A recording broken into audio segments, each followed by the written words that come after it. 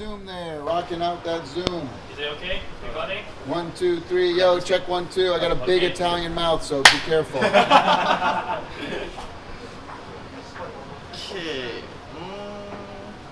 see now. What was I gonna say? I don't really have too many questions, so I'm not gonna. That's okay. I'm not gonna make this really long. First question, because I haven't actually been to VGL before. This is my first time. Get out. I had service industry is really tough. Okay. Let's just put it that way. So, but seriously though, because you guys play all around the world. Yep. You know, and you brought the shows over down to Malaysia. You've been here twice. This is your third year. Mm-hmm. It would have been probably your fourth if something didn't happen last year. But we'll leave that aside. Question though, like how do you obtain the rights to play the pieces of music from different games? Because some stuff comes way back from Japan. And, Yeah. you know? So when I first started Video Games Live back in 2002, everybody thought I was freaking crazy, including the game publishers. They're like, look, people who go to a symphony don't play video games, and people who play video games, they don't usually go to a symphony. So you're like totally screwed. No one's going to show up to your Exactly, stupid, because you got stupid thing. two different people, Yeah. right? And I said, well, okay, then give me all the rights to the music and you won't have to worry about it. And so they all thought I was crazy. And so they gave me all the rights. And it took me 3 years, though, to put on that first show. Now, I've been a video game composer in the industry for over 25 years. So I had written music and have worked with all the companies. You know, I did Metroid Prime with Nintendo. I did Sonic with Sega.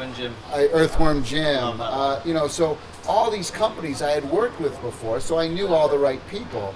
And no one had ever done what we were attempting to do. That, you know, when we first started Video Games Live, they had done a couple of video game concerts in Japan in the 80s, but they were very traditional. Everybody in tuxedos, no video screens, very traditional shows. We were attempting to do something that no one had ever done before. Video screens, lights, live action, excitement. And so when we played that first show at the Hollywood Bowl, they're like, you're lucky if 500 people show up. Well, 11,000 people showed up for the first show, and all of a sudden I wasn't so crazy anymore. But that was the first time ever that the music to Metal Gear, Sonic, Halo, Warcraft, Kingdom Hearts had ever been played live anywhere in the whole world. And so that was something really special. And from there it took off. So now, all of a sudden I wasn't so crazy anymore.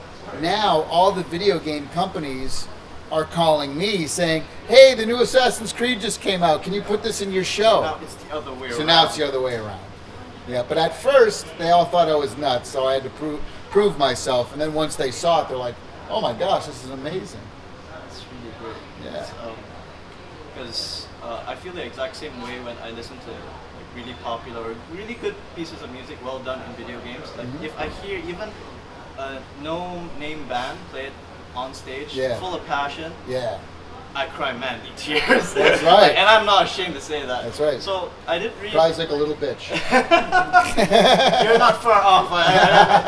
So I read a little bit more into the background of VGL, and it was mentioned somewhere that the reason why you go into this is because you want to show the world that video gaming music is not just leaps and bloops. That's I right. think that was what I read. Yep. So what drives you even further to actually go up to having, I think, what is it now, 42 shows a year? We do between 40 and 50 shows a year, yeah.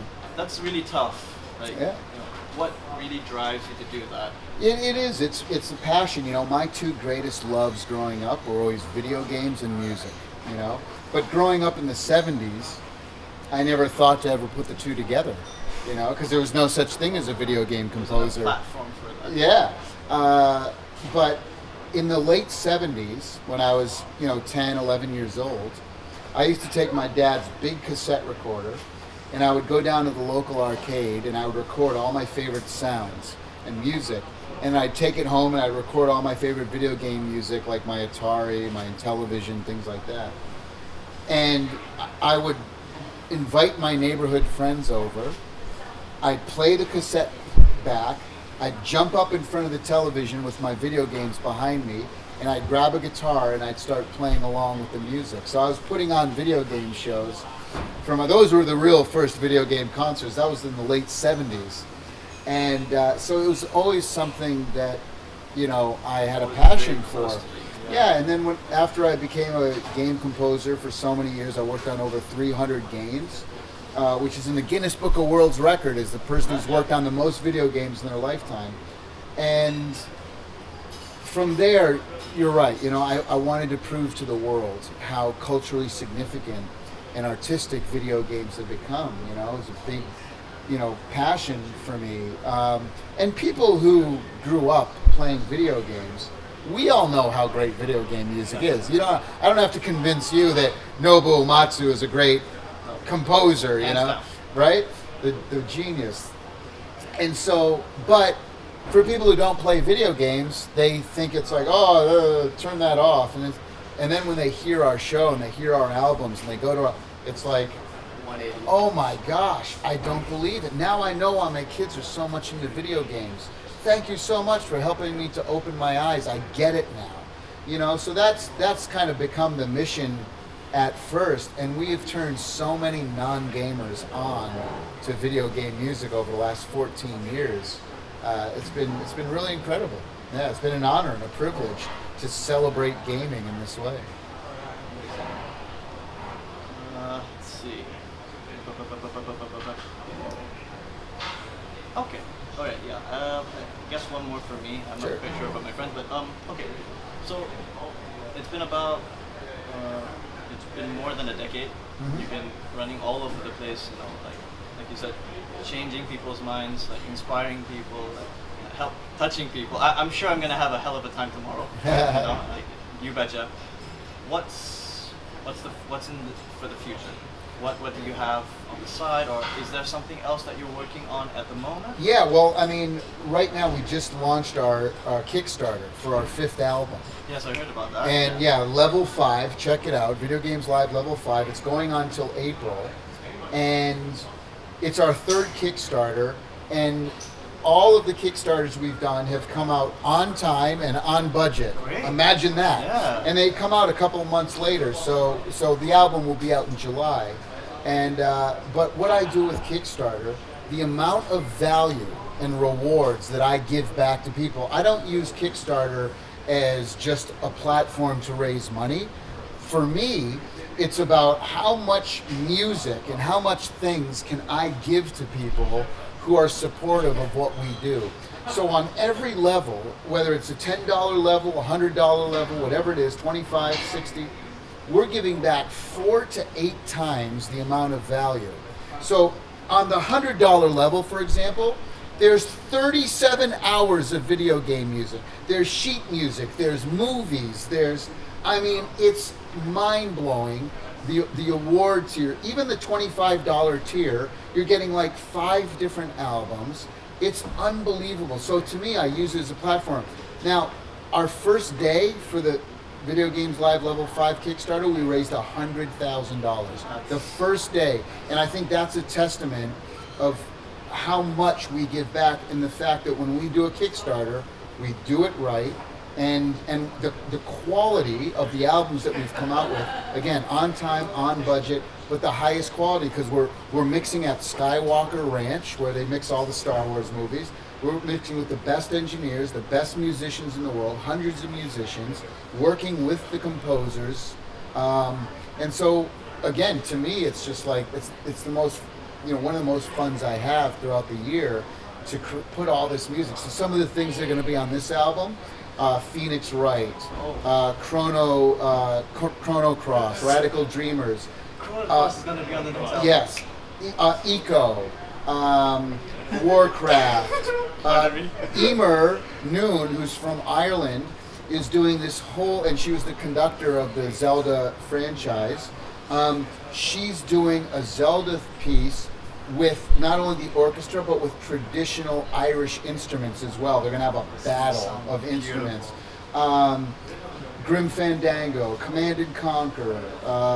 And then some of the stretch goals are things like Okami, the Xeno series, Katamari Damacy, Earthbound. So it's just, it goes on and on. Yes. Earthbound, bro. Earthbound, Mother. Mother, yeah. bro. Yes. So, I mean, please check out the Level 5 Kickstarter. We really need your help spreading the word. We're almost there. We're almost going to make it. This is the third time you are in Malaysia for VGL. It's third time, yeah. Yeah, so what the new fans or the old fans could expect for the show tomorrow? Yeah, so the great thing is, the great thing about Video Games Live is over the last 14 years, I've created over 150 different segments for the show. And so we can only play about 18 of them a night. You know, that's about a 2.5 hour performance. So how do you pick? Well, the answer is that I don't. I leave it to the fans. so on our Facebook page, I create an events page for every single city. And so for the Malaysia show, we have over 2,500 people just in that page. And so what I do is I've been asking the people of Malaysia, what do you want to hear? So they help me to create the set list. So there's a couple of old ones on there that we've played in the past. A little bit of Mario, a little bit of Zelda, you know, maybe a little Castlevania here and there, some Chrono. But there's a whole bunch of new material as well. So you're going to hear things like our new Phoenix Wright segment, Command and Conquer, Skyrim, you know. But so, and we mix some of the old, some Kingdom Hearts, a little bit of Kingdom Hearts, a little bit of Sonic the Hedgehog, but some things like Uncharted, and some things like Mass Effect, and so it's going to be really great. But this is a show that's put together by the audience. So I tell the audience, if there's something tomorrow during the show that they don't hear, not my fault. Just one question. Is the roster music for this year going to be the same as what was planned last year? No. There's no. So as you know, we were supposed to play the show last year, but then our show landed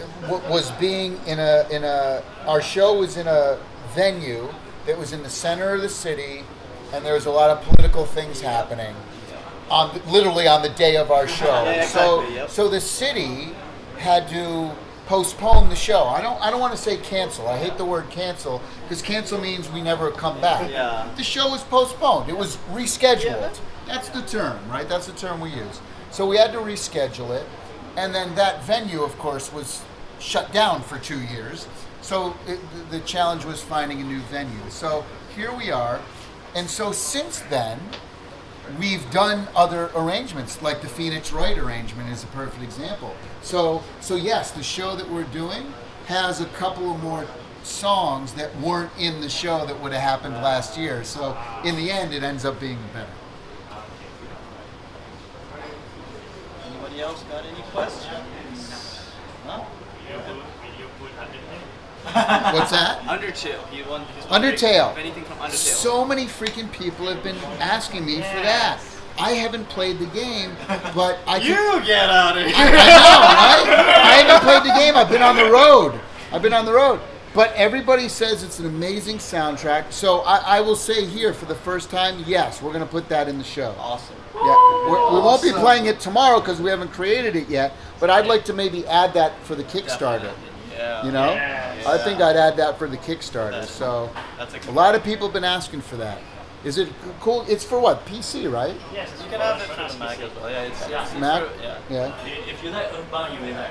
Yeah. All right. Cool. Awesome. Yeah, I have to check that out.